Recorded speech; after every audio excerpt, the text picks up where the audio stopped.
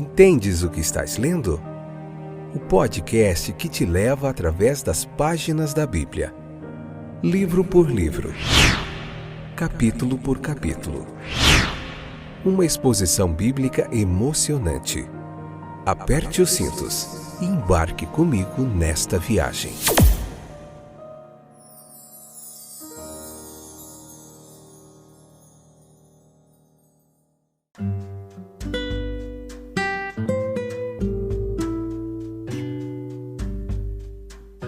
Olá, gente boa de Deus, como vão vocês? Tudo bem? Espero que sim. Eu sou o Fábio, estou de volta, porque o nosso propósito e missão segue firme e constante. Hoje, Atos capítulo 13, parte 2, episódio de número 830, 10ª temporada. Vamos falar um pouquinho hoje sobre a missão em Chipre. Tem muita coisa interessante. Os outros episódios também você não pode perder, tudo aí disponível no Spotify, no Deezer, na Amazon Music e em todos os distribuidores de podcasts. Você encontra esse trabalho fantástico e pioneiro, comentário bíblico em áudio, para você se aprofundar um pouquinho mais no texto bíblico. Mas nunca se esqueça de que a palavra de Deus tem poder quando ela é colocada em prática. Senão seria apenas como abrir um livro, deixar lá todo empoeirado no Salmo 91, como algumas pessoas, acreditando que aquilo espantará todo o mal. Mas não é bem assim, a gente precisa praticar a palavra de Deus. E hoje é uma época onde muitos têm se distanciado, os próprios cristãos, seguidores de Cristo, têm desprezado a palavra de Deus e seguido muitas conversas fiadas por aí, seguido muitas coisas que não tem nada a ver com a palavra de Deus. Por isso a gente está aqui para mergulhar no texto bíblico e convidar você a voltar à essência da palavra de Deus. O versículo 4 ao 12 desse capítulo 13, que eu te convido a ler, nos apresenta um pouco do falso profeta Bar Jesus. Ele pode ser representativo de um tipo de classe de inimigos com as quais o cristianismo tem que lutar. Ele é descrito como um feiticeiro, como um falso profeta. Parece que ele se deu o título de Elimas, homem sábio por excelência. E a essência da vocação mágica, ela é a pretensão de anular as leis da natureza e da providência em obediência aos desejos, fantasias e caprichos do indivíduo. Isso faria da imaginação e do sentimento o teste da verdade e do direito, em vez da verdade fixa e da palavra de Deus. O espírito desse falso profeta é visto em sua ligação com o procônsul. Eis um teste do falso espírito no mestre. Se realmente amamos a verdade e a possuímos, nós não temos desejo de desviar o curso da argumentação de outras mentes. Quanto mais luz e discussão, melhor para a verdade. Suspeite do homem que tenta silenciar o outro por meio de um clamor ou de um preconceito contra o público. E aqui a gente tem a revelação de um verdadeiro apóstolo. Paulo havia sido enviado pelo Espírito Santo e isso lhe dá ousadia e franqueza ao lidar com o impostor. Há momentos em que a denúncia pode ser usada pelo servo de Cristo, pois há momentos em que o mal, despido de seus disfarces, se manifesta e não há como se conformar com ele. É a denúncia do apóstolo que aponta para a raiz secreta do mal. Na vida do falso profeta, que envenena todo o seu ensino. A astúcia é a intenção de enganar os outros para fins particulares. O falso mestre, ele não respeitará nenhuma verdade, nem santidade que se interponha em seus objetivos e fins. Tal homem pode muito bem ser chamado de filho do diabo. A ideia do diabo é a de um acusador, caluniador, E o falso profeta, ele não se apegará a mentiras que sirvam aos seus fins. Ele é o inimigo de tudo que é bom. E deve ser, pois o bem e o direito, baseados no princípio da verdade, são mortalmente opostos a ele, a mentira viva. Ele é o que perverte os retos caminhos do Senhor. Enquanto os servos de Deus proclamam, nas palavras do antigo profeta, a nivelação das desigualdades, a transformação do torto em reto, o objetivo do enganador é torcer o reto em torto, trazer de volta o velho caos e a desordem. Tais são as flechas da denúncia lançadas contra sua cabeça. Tais, em poucas palavras, são os traços do enganador, desenhados pela mão firme do apóstolo. A revelação ocasional do julgamento divino contra os ímpios acontece aqui. Atos como o de Paulo, em virtude de uma autoridade divina em seu caráter ocasional, revelam um princípio geral de julgamento. A mão do Senhor está sobre ti. Não para fortalecer e iluminar, mas para enfraquecer e privar de luz. Ao que não tem, até o que tem lhe será tirado. Se não usarmos nossa inteligência na causa da verdade, não podemos esperar retê-la em sua clareza. E se nossa consciência não for guiada pelo amor, ela se obscurecerá. E se a luz interior ela se tornar escuridão, quão grande será essa escuridão? Ao mesmo tempo, a misericórdia se mistura com o julgamento. A conversão, ela segue a manifestação da verdade. A queda do erro significa o estabelecimento de uma convicção na mente. A derrubada de uma mentira, ela deleita o espírito que é feito para a verdade. A falsidade tenta e cativa quando apela para conter as paixões. Deixa a falsidade ser exposta e a emancipação espiritual se seguirá. Medo e espanto são frequentemente os meios que Deus emprega para romper o sono fatal da alma. São como forças vulcânicas que preparam para a ação das forças da natureza.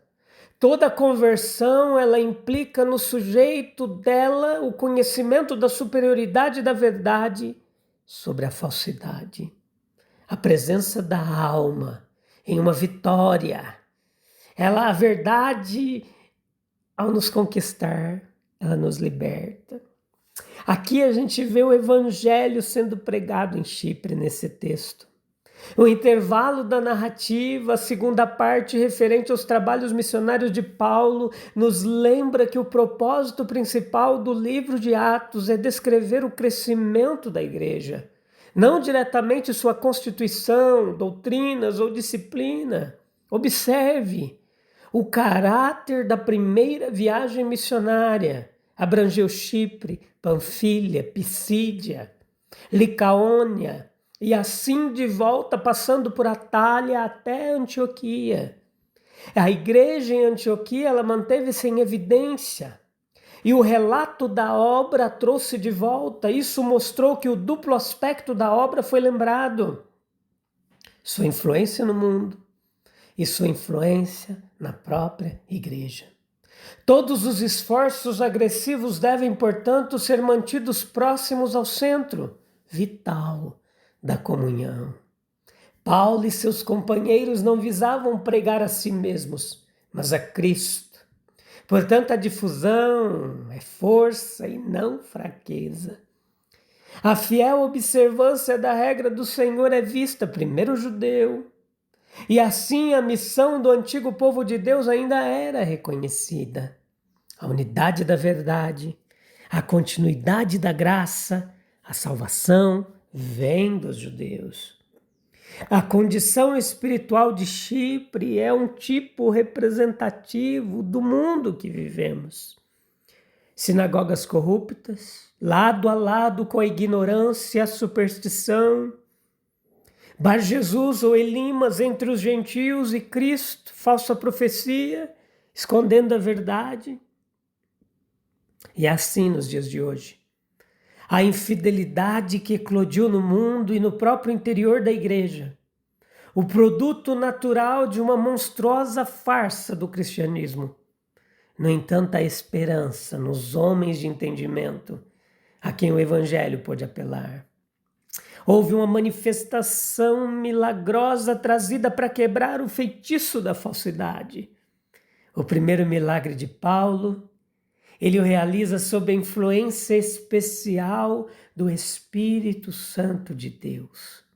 Nenhum sentimento vingativo no apóstolo, mas uma simples obediência à voz do Espírito.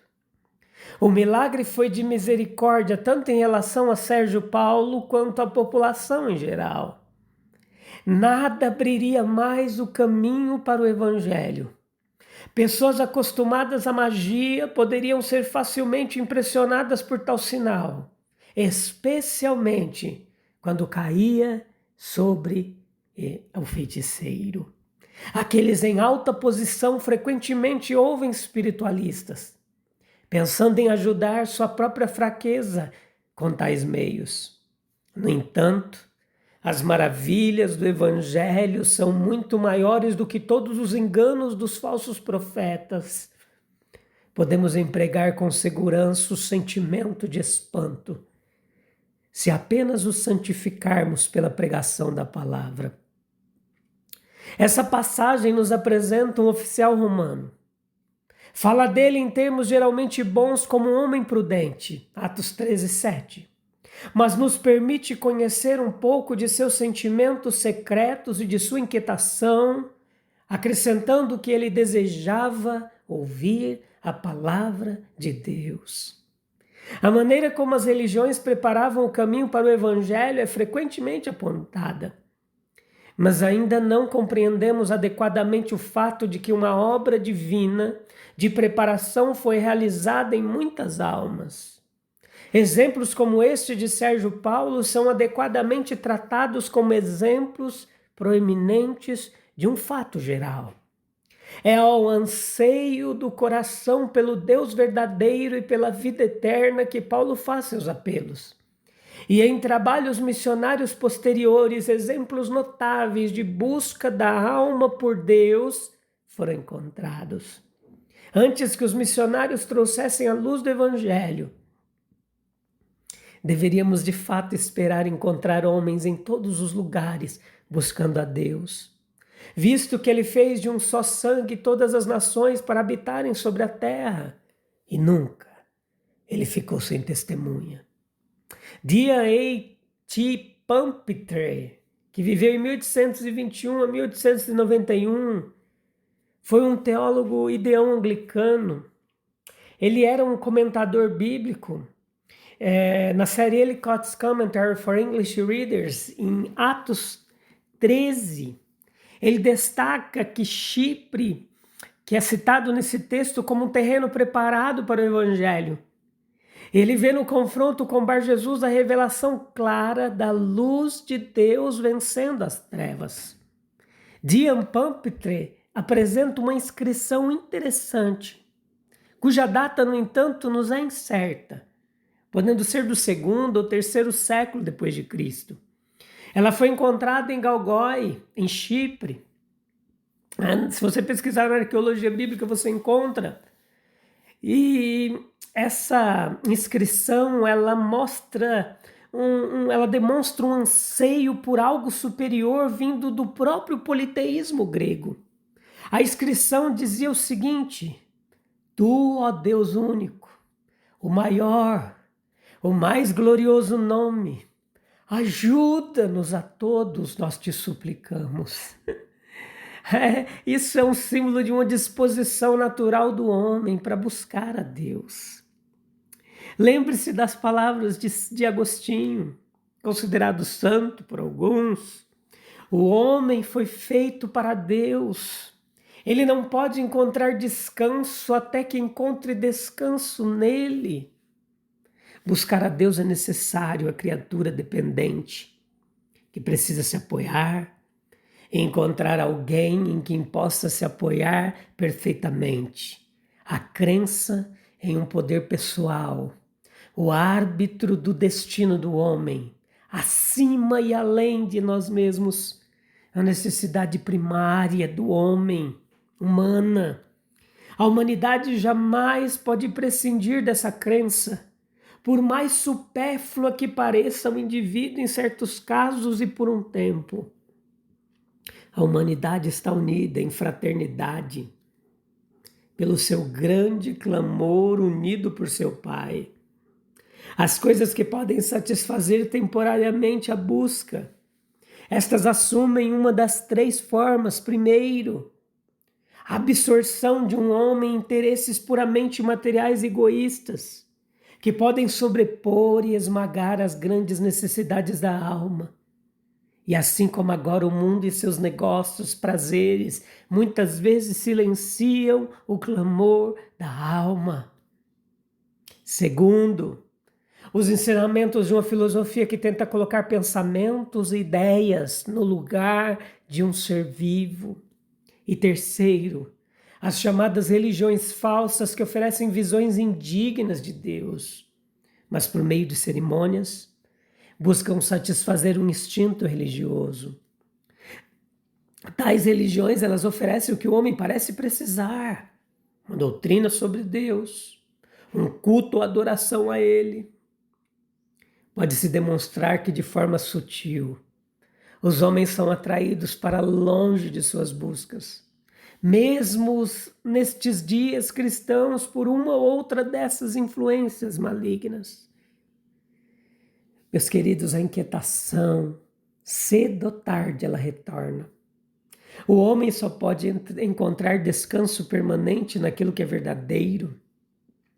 O falso não tem poder de permanência, pode parecer adequado em algum momento, mas a vida avança, novas necessidades surgem, novos pensamentos se agitam e a falsa teoria não serve mais. O homem se vê olhando novamente para fora, tão ansiosamente quanto nos primeiros dias, e com a sensação de que a vida está passando e o tempo para a busca é breve, pela verdade, por Deus, onde reside o descanso final. Cedo ou tarde o homem acorda de seu sono de ilusão, sente a escuridão ao seu redor e estende a mão tateando no escuro em busca de Deus. A inquietação que certamente sobrevém aos homens em meio aos cuidados e prazeres deste mundo, em meio às filosofias céticas, em meio às religiões meramente cerimoniais, é nosso apelo constante pela pregação do Evangelho, pela revelação de Deus aos homens, na pessoa bendita de Cristo Jesus manifesto. Como a luz do Evangelho poderia deixar de triunfar sobre a escuridão da magia e da mentira? Pode algum coração humano inquieto e carente de verdade encontrar descanso fora do Deus único e verdadeiro? Não, a nossa alma está inquieta até que encontre descanso nele. Só nele encontramos a real satisfação de nossos anseios. Vamos orar? Obrigado, Jesus. Tu és suficiente, solo Christus. Tu és suficiente, solo Christus. É tudo o que precisamos, Senhor. Tu és tudo o que precisamos. Abre os nossos olhos para discernir entre a falsidade, entre a verdade. Dá-nos ousadia como Paulo diante do engano, e que a tua luz dissipe todas as trevas em nossa vida, conduzindo-nos ao descanso que há somente em ti. Prazeres, conquistas, troféus, medalhas, pódios, nada é capaz de satisfazer o anseio da minha alma. Amém, amém e amém. Meu querido, só Ele, solo Cristo pode suprir o que você precisa, tá bom? A gente volta no próximo episódio para continuar meditando mais a palavra de Deus. Te encontro lá. Um abraço. Deus abençoe. Até breve. Tchau, tchau.